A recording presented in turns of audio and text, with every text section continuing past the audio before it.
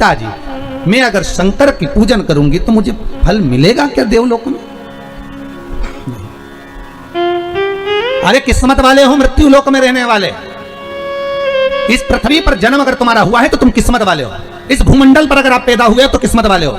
सूर्य नारायण भगवान के शब्द सुनिएगा कि सूर्य नारायण भगवान क्या कर रहे हैं। सूर्य देवता कहते हैं, सुन यमुना ए कालंदी ए यमुना, सुन यमुना ए संध्या की पुत्री ए भास्कर की पुत्री, सुनो। इस देवलोक में चाहे तुम उपास कर लो, दान कर लो, पुण्य कर लो, सत्कर्म कर लो, उसका कोई फल तुम्हें नहीं मिलेगा। अगर तुम्हें फल चाहिए तो तुम्हें मृत्यु लोक में जाना पड़ेगा। तो यमुना जी बोली, पिताजी मैं मृत्यु लोक में जाऊंगी और वहां अगर मैं तप साधना करूंगी तो मुझे फल मिलेगा? क्यों नहीं मिलेगा?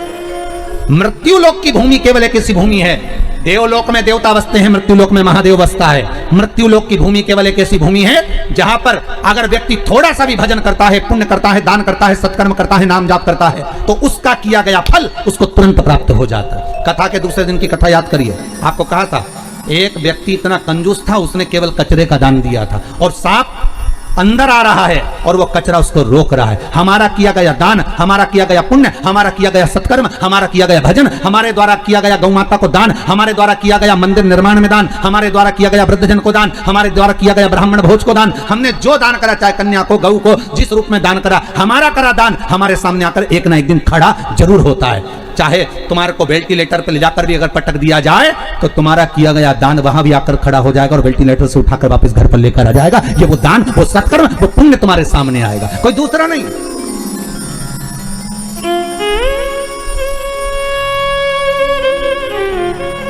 कोई पुण्य होगा।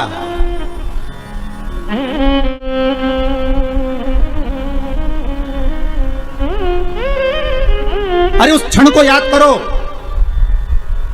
जो जिस चीज का दान करता है उसके सामने आ जाता है। जो जिस चीज का दान करता है। गरुड़ पुराण का एक संवाद याद करो कि हो सकता है हमारे द्वारा हम मकान बना रहे हो, कोई पेड़ काट दिया हो, कोई वृक्ष निकाल दिया हो, अपनी जगह बनाने के चक्कर में, अपना सुख देखने के चक्कर में ना जाने उस ऑक्सीजन को हमने रोक दिया हो। तो आज हो सकता है ऑक्सीजन हमारे तक नहीं पहुंच पा रही है। खुद के भी तो कर्म भाव को फिर स्मरण किया जाए कि हो सकता है, तो भगवान से क्षमा मांगो, याचना करो उसके आगे कि हो सकता है मैंने पूर्व में कोई गलती करी होगी, पर मेरे नाथ हे शंभु, हे त्रिकालदर्शी, है कैलाशी, है विनाशी, कुछ ऐसी कृपा कर दे कि अब वो गलती नहीं करूंगा। हो गया, मेरे से गलती हो गई थी, मैंने हो सकता है पीपल का वृक्ष कटवाया हो, बेलपत्री का वृक्ष कटवाया हो, और भी आम के पौधे, ना जाने कितने बगीचे कटवाए होंगे। जब मैंने कॉलोनी काटी होगी, जब मैंने प्रॉपर्टी बनाई होगी, जब मैंने कुछ निर्माण करा होगा, ना जाने कितने ऑक्सीजन देने वाले इन वृक्षों को काटा होगा, तो उसका भाग हो सकता है मेरे कर्म में लिखा होगा, पर आज क्षमा मांगता हूं कि अब नहीं होगा। उस परमात्मा से भले पलंग पर पड़े हो पर क्षमा याचना कर लो, उससे मांगो क्षमा। वो पिता है और बाप हमेशा अपने बच्चे को माफ कर देता है, ये पक्का है। हो सकता है गलती हुई होगी तो मेरा शंभु, मेरा त्रिकालदर्शी, मेरा कैलाशी क्षमा भी कर दे।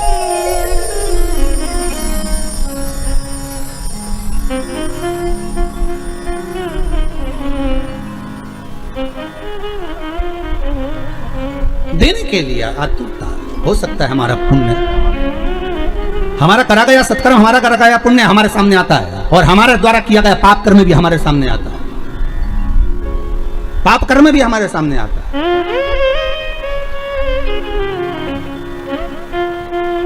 फिर निवेदन करूंगा, मत बुरे कर्म कर बंदे वरना पछताएगा, भगवान की आंखों से तू बच नहीं पाएगा, तू बच नहीं पाएगा।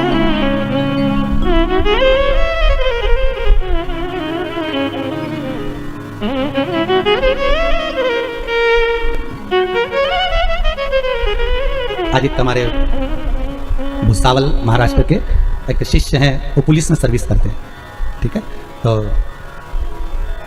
रणवीर जी करके उनका नाम है। उन्होंने एक प्रश्न किया है व्हाट्सएप पर, प्रश्न बहुत सारे होते हैं, तो उन्होंने सीओ प्रश्न भेजा होगा, वहाँ से हमारे पास आया कि गुरुदेव जब इतनी बड़ी महामारी चल रही है, इतना बड़ा क्रम चल रहा है, उसके बाद में भी सब अपने अपने घर में बैठे रहते हैं, पर पुलिस वालों को बेचारों को बाहर लगाया जाता है। हम पुलिस में सर्विस करते हैं और हम कोई बाहर लगाते हैं, हर जरा सी भी समस्या होगी तो पहले पुलिस बाहर खड़ी होगी। युद्ध भी हो रहा है तो उन्हीं को लगाया जाता है, दंगा भी हो तो उन्हीं को आओ आगे, कोई हड़ताल भी करे तो उन्हीं को आगे रखा जाए, बीमारी भी है तो तुम ही आगे आओ। तो ऐसा हमारे साथ क्यों होता है? तो हमने उनको लिखकर भेजा है कि जब अमृत निकला था तो वो कलश जो था ना, उसका भाग अमृत तो सबने पी लिया था, पर जो खाली जो लोटा था ना वो तुम्हारे खाते में आ गया था, और तुम्हारे खाते में जब खाली लोटा आया पर दुनिया के लोगों ने देख लिया कि लोटा इन्हीं की है मिला है, तो अमृत इन्हीं ने पिया है, तो सबको लगता है कि इनने अमृत पी रखा है इसलिए इनको आगे खड़ा कर दिया। वो लोटा तुम्हारे पास में है, भले अमृत दुनिया ने पिया हो पर लोटा तुम्हारे पास है। तो दुनिया ये जानती है कि इनने अमृत तत्व को पी रखा है इसलिए इनको आगे रखा जाए। और विश्वास रखकर जब आप आगे बढ़ते हो, विक्रम जी हमने उनको कहा जब आप आगे बढ़ते हो विश्वास रखकर तो बाबा भी तुम्हारा साथ देता है, तुम घबराना नहीं। अगर महामारी में भी अगर आज आप सामने आकर सेवा दे रही है पुलिस प्रशासन, गवर्नमेंट, सरकार, डॉक्टर, सिस्टर, ये आधिकारिक जितने आगे आकर अगर सेवा दे रहे हैं तो आपका साथ देने वाला वो शंभू बैठा है, बस आप सत्कर्म करना, उसका ध्यान अच्छे से करना, उसका स्मरण अच्छे से, वो सुख देगा, वो आनंद देगा। तुम्हें स्वयं भगवान की अमृत नाम मिल गया है तो क्या टेंशन, क्या चिंता, सुख का भान हो, आनंद की अनुभूति हो। यमुना कर रही है कि मैं जाऊं। पिताजी अगर आप कहते हो कि पृथ्वी पर जाने पर ही फल मिलता है, देवलोक में करा हुआ कोई भी कर्म का फल नहीं है, पृथ्वी पर जाकर किए गए कर्म का फल है, तो मैं पृथ्वी पर जाना चाहती हूँ। भगवान सूर्यनारायण ने कहा तू पृथ्वी पर कहाँ जाएगी, किस जगह पर जाएगी और किसका भजन करेगी? तो सूर्यनारायण भगवान के सामने यमुना जी कहती है बस जिस शंकर की आराधना मेरे पिता करते हैं उस शंकर का अनुमोदन में करूंगी। किस लिए करेगी? बस मेरा जो स्वरूप है गोरा, मुझे श्याम बनाना है, श्याम के साथ में रहना है, तो मैं कहाँ जाऊं? भगवान सूर्यनारायण ने कहा मेरे ही द्वारा निर्मित है कालिंदगिरी पर्वत, मेरा ही एक स्वरूप है। कौन सा पर्वत? क्या नाम था? कालिंदगिरी। कालिंदगिरी पर्वत मेरा एक स्वरूप है। यमुना जाओ भूमंडल पर, तुम वहां जाकर तप साधना करो। कालिंदगिरी पर्वत पर यमुना जी चली गई, 12 वर्ष की थी, तप साधना में जो लगी, ऐसी तप साधना करी शंकर भगवान की, ऐसी तप साधना करी, ऐसी तप साधना करी, शंकर भगवान आ गए, कालिंदी मांग तुझे क्या चाहिए? कालिंदी? यमुना जी कहती मेरा नाम यमुना है। शिव कह रहे नहीं, तो कालिंदगिरी पर्वत पर बैठकर तप करिए, तेरा नाम कालिंदी होगा, बोल तुझे क्या चाहिए? यमुना जी कहती हैं बस इतना कर दीजिए कि मैं जिस शाम का भजन करती हूँ उसके जैसा कलर कर दीजिए।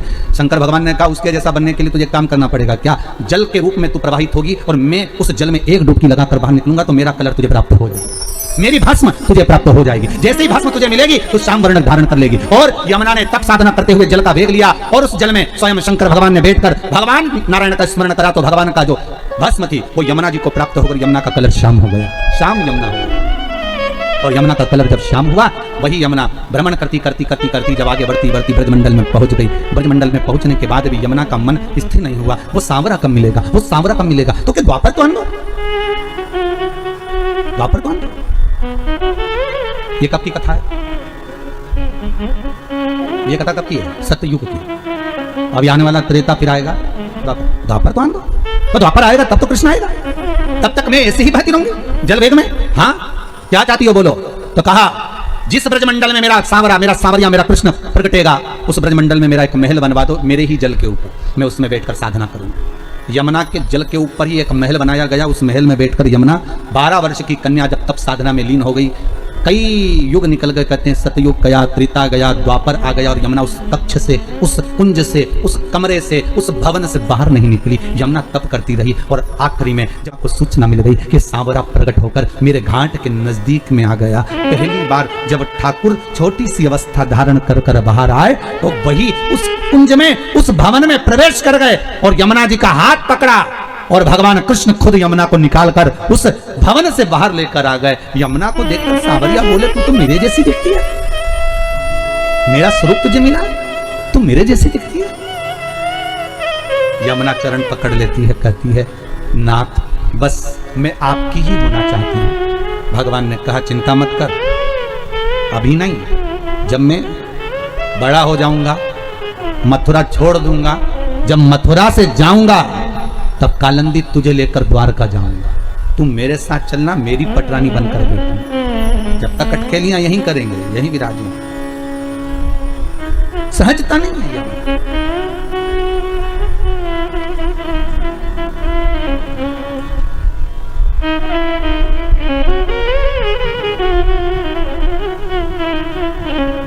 धन्य है माया, धन्य है वो सूर्यनारायण भगवान की डीकरी, धन्य है वो सूर्यनारायण भगवान की बेटी, धन्य।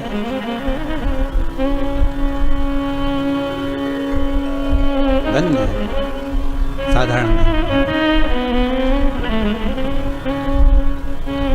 भगवान की अविरल भक्ति का स्वरूप है। आज भगवत स्मरण का जो सुख का भाग कहा गया वो साधारण नहीं हो सकता। शिव महापुराण की कथा कहती है, भगवान शंकर का चरित्र वर्णन करता है। कल कथा जो चल रही थी उसमें अपन ने एक व्याख्यान सुना था मंथन का। उस मंथन में विष निकला तो शिव को मिला, अमृत निकला तो देवताओं को मिला, और देवता अमृत पाने के बाद भी उनकी अभिमतता इतनी बढ़ गई थी कि वो भगवान शंकर के सामने खड़े होकर कहते हैं कि आपने विष पिया तो कौन सा बड़ा काम किया। देखिएगा जरा संबोधन देखिएगा। जब धन का मद आ जाता है, जैसे बाणासुर के पास आ गया,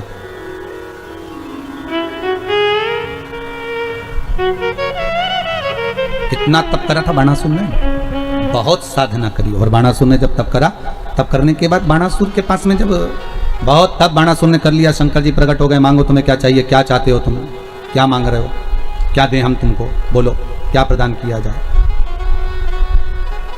हम तुम्हें क्या दे सकते हैं, बोलो। बाणासुर ने कहा अगर आप हमें देना चाहते हैं तो हमारे हजारों हाथ कर दीजिए।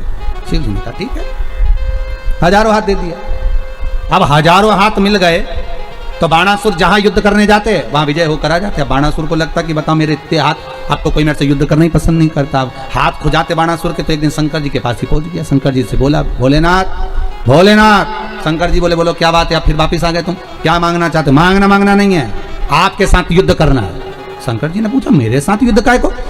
तो बाणासुर कहते हैं मेरे इतने हाथ देखकर कोई मुझसे युद्ध नहीं लड़ता, सब मेरे सामने हार जाते हैं। अब मेरे से कोई युद्ध लड़ने वाला चाहिए, तो युद्ध लड़ने वाला कोई दूसरा नहीं, तुम मेरे सामने युद्ध करने आओ। शंकर भगवान बैठे थे, पार्वती मैया की आंखों में अश्रु भर गए। माँ जगत जननी जगदम्बा रो पड़ी। शिव जी ने पूछा पार्वती तू क्यों रो रही है। पार्वती जी कहती हैं आप कहते थे कि बाणासुर तो मेरा शिष्य है, बाणासुर तो मेरा गण है, बाणासुर तो मेरा द्वारपाल है, और ये बाणासुर तो हाथ सामने आकर कह रहा है कि तुम युद्ध लड़ो, मेरे को तुमसे युद्ध लड़ना है। पार्वती चिंता मत कर, चिंता नहीं करना, अपने को टेंशन नहीं लेना हो, है कि चिंता करना। जरा जरा सी बात में तू रोने बैठ जाती है टेंशन लेकर। अब नारी का स्वभाव है, स्त्री है। आप में भी कई माताएं ऐसी होंगी, जरा सी बात टेंशन आ जाए तो रोने बैठ जाए बेचारी को, फिर टेंशन आ जाए, फिर अब नारी का स्वभाव है, उसको हो जाता है ऐसा भाव प्रकट हो जाता हो गए। क्यों रो रही है, बस आप जान तो रहे हो प्रभु कि वो बाणासुर आपको ललकार रहा है, तो ललकारने दे, तो क्यों चिंता करती है। बाणासुर ने फिर आवाज लगाई, ए भोलेनाथ क्या मुझसे डर गए। शंकर भगवान बाहर नहीं निकले तो स्वयं भगवान विष्णु को क्रोध आ गया, और भगवान विष्णु आकर भगवान शंकर से कहने लगे आप इससे भय खा रहे हो, आप इससे डर रहे हो।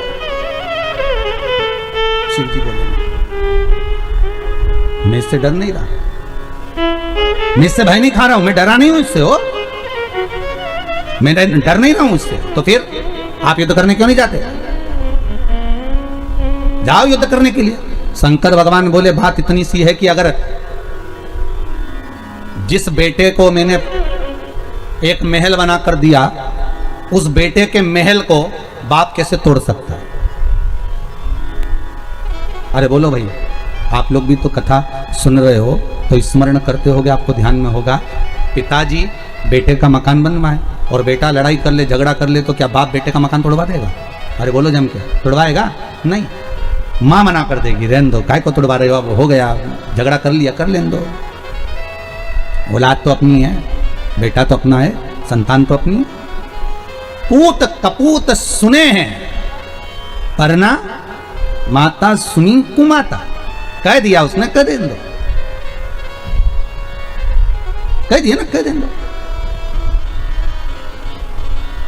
भगवान विष्णु कह रहे हैं तो आप उससे डर रहे हो, नहीं नहीं डरने वाली बात नहीं है, तो फिर क्या चाहते हो।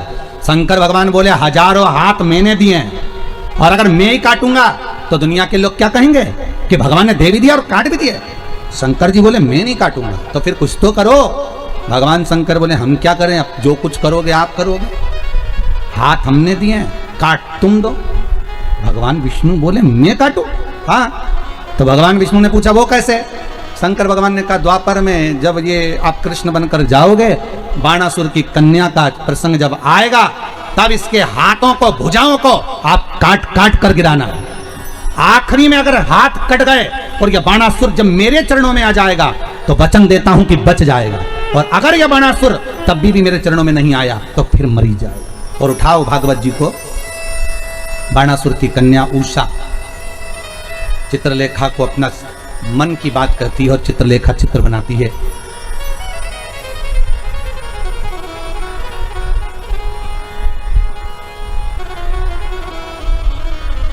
और वो अनिरुद्ध का जब चित्र निर्माण करती है और कहती है मुझे यही चाहिए।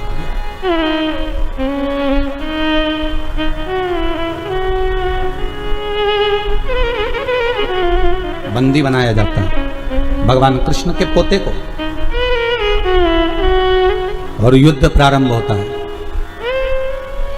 बाणासुर जब चले तो शंकर भगवान से कहा आपने वर दिया था मुझे, जब कहीं युद्ध करने के लिए जाओगे तो शंकर भी तुम्हारे साथ युद्ध करने जाएगा, आप मेरे साथ युद्ध करने चलो। बाणासुर का भगवान शंकर बोले कि मैंने एक बात कही थी याद कर, युद्ध तो करूंगा पर युद्ध के मैदान में अगर मेरा रथ खंडित हो गया तो मैं युद्ध नहीं लड़ूंगा, मैं चलता हूं युद्ध करने के लिए। शंकर भगवान तो बाणासुर कहते किसकी हिम्मत जो आपके रथ को खंडित कर दे। चलिए भगवान ने नंदी को बुलाया और रथ पर भगवान शंकर चढ़ गए, इधर बाणासुर चढ़ गए। जो सामने रथ पहुंचा तो सामने द्वारकाधीश बलराम अर्जुन सब थे, इधर शंकर भगवान बाणासुर थे, उधर द्वारकानाथ हंस दिए भगवान शंकर को देखकर। शंकर भी मुस्कुरा दिए द्वारकानाथ को देखकर कि वाह प्रभु आज आप मेरे सामने युद्ध करने आए हो। शंकर भगवान बोले युद्ध करने नहीं आए, पुरानी हिसाब किताब करना है, हाथ तुम्हारे हाथों से कटवाना, हाथ हमारे हाथों से। हाँ परंतु दिक्कत एक ही है ना प्रभु, बाणासुर ने कहा है आप मेरी ओर से युद्ध लड़ोगे तो आपको तो लड़ना पड़ेगा। तो शंकर भगवान बोले तुम काय को चिंता करते हो द्वारकानाथ, अगर इधर शंकर है तो उधर भी शंकर है। तुम जो रथ लेकर आए हो वो अर्जुन का है और अर्जुन के रथ पर जो ध्वजा लगी है उसमें हनुमान बैठा है और हनुमान मेरा ही प्रतीक है। चतुर्थ तुम्हें करना है। द्वारकानाथ समझ गए अब क्या करना है और युद्ध प्रारंभ होने वाला था। इतने में भगवान कृष्ण ने हनुमान को बुलाया, हनुमान इधर आओ। हनुमान जी बोले बोले प्रभु, बोलिए प्रभु। हनुमान जी इधर आओ जरा। हनुमान जी बोले बोलो नाथ, राम अवतार में तुमने बहुत साथ दिया हनुमान, अब मुझे कृष्ण अवतार में साथ चाहिए। जी प्रभु बोलो क्या करना पड़ेगा। कुछ नहीं करना, राम अवतार में तुमने खूब युद्ध लड़ा, अब की बार युद्ध नहीं लड़ना, अब युद्ध नहीं लड़ना। तो फिर क्या करना है, बस अष्ट सिद्धि नवनिधि के दाता असबर दीन जानकी माता, राम रसायन तुम्हारे पासा। एक रसायन तुम्हारे पास में है वो भगवान के नाम का है, तुम ऐसी बुद्धि के देव हो, तुम ये बताओ कि शंकर भगवान का रथ कैसे टूटे। तो हनुमान जी बोले इतनी सी बात, इतनी सी बात 2 मिनट में टूटेगा। वो कैसे, द्वारकानाथ ने पूछा। हनुमान जी बोले आप मुझे आज्ञा दो मैं भंवरा बन जाऊं। भंवरा? हाँ।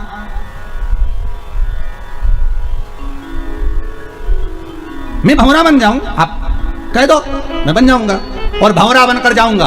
शंकर भगवान का जो पहिया है रथ का उसमें जहां कीला लगा है उस कीले के अंदर घुस जाऊंगा, कीले की पिन को धीरे धीरे धीरे धीरे कर कर निकाल दूंगा और कीले की पिन जैसी निकलेगी और शंकर जी रथ दौड़ाएंगे, पहिया टूट जाएगा, रथ खंडित, शंकर जी युद्ध ही नहीं लड़ेंगे, खत्म काम। द्वारिका नाथ मुकुट को नीचे उतार कर बाल खुजाकर बोले राम जी ने तेरे को सही में अच्छे से ही रखा था, ये तेरे बराबर कोई विद्वान नहीं हो सकता। ये गजब की विद्वत्ता है, गजब विद्वान थे हनुमान जी महाराज साहब, कितने विद्वान। राम जी पूछ रहे हैं रावण को मारते समय, हनुमान ये रावण को मैं बार बार बाण मार रहा हूं पर हनुमान ये रावण मरता क्यों नहीं है। तो हनुमान जी विभीषण से पूछे क्यों रे, तूने बताया था नाभि में अमृत है और अमृत को सुखा दो और मर जाएगा रावण। तो अमृत तो भगवान ने 3-4 बार सुखा दिया फिर भी तो नहीं मर रहा, नहीं मरेगा कब। विभीषण बोले भैया हमको तो इतना ही मालूम था कि इसकी नाभि में अमृत और नाभि का अमृत सूखेगा, कोई वरदान मांगा था तो यही मांगा था नाभि का अमृत सूखेगा तो मरेगा। तो विभीषण तू सही बता, तू हमारे साथ में चाल तो नहीं चल रही, नहीं तो उस पार्टी का और इस पार्टी में भिल के और सब काम खत्म कर दिया। भाई व्यक्ति कब पार्टी चेंज कर दे इसका कोई भरोसा नहीं, और वो भी आज के जमाने में तो कब पार्टी चेंज हो जाती मालूम ही नहीं पड़ता, कौन सी पार्टी का व्यक्ति कौन सी पार्टी में घुस गया। और चुनाव का माहौल चल रहा है, बिल्कुल ध्यान रखना है बाबा, पार्टी चेंज होने में देरी नहीं लगती, आदमी इधर से उधर कब कूद गया।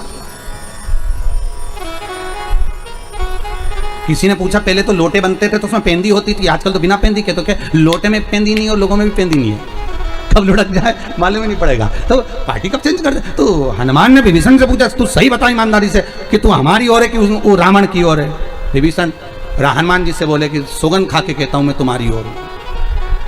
हनुमान जी ने पीछे पलट के देखा कहीं रावण के रिश्तेदार तो नहीं है। नहीं तो इशारा कर रही हूँ कि मैं तुम्हारी ओर हूँ, उंगली इधर कर दे थोड़ी सी कि मैं तुम्हारी ओर हूँ। हनुमान थे, बड़े बहुत विद्वान थे। जब हनुमान जी ने लंका में आग लगाई थी ना, तो आग लगाने पर मेघनाथ को गुस्सा आ गया और मेघनाथ ने इशारा करा मेघों को, जल वृष्टि करो। हनुमान जी ने भी घूर के देख लिया, एक मत कर देना। तो ऊपर से मेघनाथ जब जल को बुला रहा, क्योंकि मेघों का नाथ था, उसको आज्ञा थी कि मेघों को कहीं पे भी ले जा सकता है, तो पानी बुलवा रहा था। हनुमान जी ने जो इशारा करा तो बादल ऊपर से बोले, मेघ देवता प्रभु हम मेघनाथ की सुने कि तुम्हारी सुने। हनुमान जी बोले सुनो उसी की, पर पानी के टैंकर में पेट्रोल भर के लाओ। दुनिया के लोगों को लगेगा कि पीने का पानी, पर अंदर से पेट्रोल निकलना चाहिए। ऊपर से जब तुम पानी फेंको तो आग ऐसी लगना चाहिए कि लंका बचनी नहीं चाहिए। तो मेघ देवता भी बोले गजब के हो प्रभु, पानी के टैंकर में पेट्रोल भरवा के मेघनाथ पानी गिरवा रहा, और जब पानी जहां जहां पानी गिरे वहां घोर फैले। तो मेघनाथ ने बादल देवते पूछा, मेघनाथ ने मेघ से पूछा कर क्या रहे हो? मेघनाथ जी बोल रहे पानी डाल। तुम पूछ रहे बोले ड्राइवर से भी टैंकर में क्या लाया? ड्राइवर से पूछा क्यों पानी है कि और कुछ पानी है? और हनुमान जी प्रसन्न, राम राम रट रहे, खूब प्रसन्न। अशोक वाटिका में पहुंच गए सीता जी के पास में, बस माता के पास में बैठ के। तो सीता जी बोली यहाँ आग तो नहीं आएगी अशोक वाटिका? हनुमान जी बोले टैंकर तो उधर गया है, तुम तो शांति से बैठो। ऊपर जो चला रहा है पानी वो सब जानता है, आपने कहीं नहीं करना। जहां राम नाम चल रहा होगा वहां आग लगने की कोई काम नहीं। जहां राम नाम चल रहा होगा वहां आग लगने का कोई काम नहीं। कल का प्रसंग मेरे को बता रहे थे अभयराज जी, गुरुदेव भोजन बनाने वाला हलवाई भोजन बना रहा था, उसको ध्यान नहीं रहा कि पीछे बड़ी कढ़ाई में तेल उबल रहा है, बड़ी कढ़ाई में तेल उबल रहा है, उसका ध्यान नहीं गया और एकदम पीछे हटा और कढ़ाई में चला गया। गुरुदेव शंकर की ना जाने क्या कृपा थी, शरीर में एक जगह भी चमड़ी नहीं गली, जैसा कि जैसे निकलते से बाहर खड़ा हो उकलता तेल। तो अभयराज जी बता रहे थे कि उनसे पूछा गया कि आपका ध्यान कहाँ था? तो वो कह रहे थे कि हमारा ध्यान बनाते बनाते शिव कथा में पहुंच गया था, शंकर ने बचा। जिस ओर आपका ध्यान गया है, जिस ओर आपका चित्त गया है, वृत्ति गई है, वो आपकी रक्षा स्वयं करेगा, दूसरा नहीं करेगा, वो स्वयं करेगा। हे हनुमान, विद्वान है हनुमान। हनुमान जी ने फिर विभीषण से पूछा क्यों रे ये बता कि ये रावण मरेगा कैसे? पता नहीं है। तब हनुमान जी ने ध्यान लगाया कि हुआ क्या था ऐसा। ब्रह्मा जी के पास गए, ब्रह्मा जी तुमने वर दिया था ना रावण को? हाँ, क्या वर दिया था? कि नाभि में अमृत सूखेगा और रावण मरेगा। तो वो तो मर ही नहीं दिया, हनुमान जी ने कहा। तो ब्रह्मा जी बोले जब सारे भाइयों चले गए थे तो इसने एक बार और मांगा था, क्या कि जो बाण मेरी नाभि में लगेगा वो बाण भी मुझे चाहिए। अच्छा, तो वो बाण किसके पास है? कि रावण के पास। जब तक वो बाण नहीं मिलेगा और राम जी उस बाण को नहीं मारेंगे तब तक रावण मरने वाला नहीं है, भले कितनी बार भी अमृत सुखा दो। हनुमान जी ने सोचा वो बाण कहाँ से मिलेगा। विभीषण से पूछा तुझे मालूम? कि मेरे को तो कहीं नहीं मालूम दादा, वो बाण की नहीं मालूम। तो मैं क्या बताऊँ, मुझे तो नहीं मालूम। अच्छा, तो हनुमान जी पहुंच गए, एक पंडित का रूप रखकर सीधे लंका के अंदर सारे स्त्रियों को बुला लिया, इधर आओ इधर आओ। हाथ देख रहे, तुम्हारा भाग्य ऐसा है, तुम्हारे यहाँ एक बंदा आया था, उसने आग लगाई थी, ऐसा करा था वैसा करो। बिल्कुल महाराज, बिल्कुल सत्य करेगा, बिल्कुल सत्य, एकदम सही बोले। और साहब बताते बताते बताते बताते मंदोदरी को मालूम पड़ गया। मंदोदरी बाहर आ गई, मंदोदरी ने हाथ दिखाया, मेरा भाग्य बता दो। हनुमान जी बोले तेरे भाग्य में तू ही है कि ऐसी जो तेरे पति को बचा कर रखी है, नहीं तो अभी तक तो तेरा पति भी मर जाता। मंदोदरी बोली बिल्कुल सत्य बोला महाराज, मैं एक ऐसी हूं जो पति को बचाई, तेरे पास में कुछ ऐसा रखा है जिससे तेरा पति बचा है। मंदोदरी बोली महाराज बिल्कुल सत्य कहा, मेरे पति ने तब करा था, एक बाण लेकर आए थे, वही बाण मेरे पति की नाभि में जाएगा तब मरेगा, परंतु वो बाण तो मैं जिस कमरे में सोती हूँ उसके खंबे में मैंने चुनवा दिया। हनुमान जी टूट पड़े और अंदर जाकर खंबा गिरा दिया, गिराकर बाण को निकाला, राम जी को ले जाकर दे दिया, प्रभु निपटाओ, अभी के अभी निपटा दो, निपटा दो, 1 मिनट की देरी मत करना राम जी। और राम जी ने बाण साधा और रावण मर गया। हनुमान जी जैसे बाण ला कर दिए, विभीषण तो चक्कर में पड़ गया। विभीषण बोले ये बताओ राम जी, ये हनुमान है कि और कुछ है? राम जी बोले जानते नहीं हो, शंकर का ये अवतार है, जो कोई नहीं जानता वो आंख बंद करके शंकर सब जानता। ये सबसे बड़ा ज्योतिषी, त्रिलोकी का नाथ। कितने लोग? त्रिलोकी का नाथ, त्रिकालदर्शी, कैलाशी, अविनाशी, शंभु सबसे ऊपर बैठता है, सबसे ऊपर। सब देखते हैं। हनुमान जी से कहा जाओ भंवरे का रूप रखकर जाओ, हनुमान जी भंवरे का रूप रखकर गए और वो कीले वाली जगह पर हनुमान जी भंवरा बनकर गए और कीले को निकाल दिया। और इतने में बाणासुर बोला आक्रमण, जैसे ही आक्रमण का तो पहिया टूट गया। शंकर जी बोले हर हर महादेव, अब हम तो युद्ध लड़ेंगे नहीं, हम चले हमारे घर। बाणासुर बोले तुम युद्ध नहीं लड़ोगे तो फिर कौन लड़ेगा। और युद्ध प्रारंभ होना था। बाणासुर ने तो इतने हाथ थे बाणासुर के, चरणों में पड़ गया शंकर भगवान के कि मैं समझ गया आप मेरा अभिमान चूर करना चाहते थे नाथ, मैं समझ नहीं पाया था, ये हाथ मुझे अब नहीं चाहिए, आप ले लो आपके हाथ। शिव जी बोले हाथ भले तुम्हारे पास रखो पर अभिमान के शब्द मत बोलो। अहंकार में तीन गए धन भय भवर वंश, ना मानो तो देख लो रावण कौरव कंस। ये तीनों अहंकार में चले गए। ये अभिमत्ता अगर मनुष्य के वृत्ति में रहेगी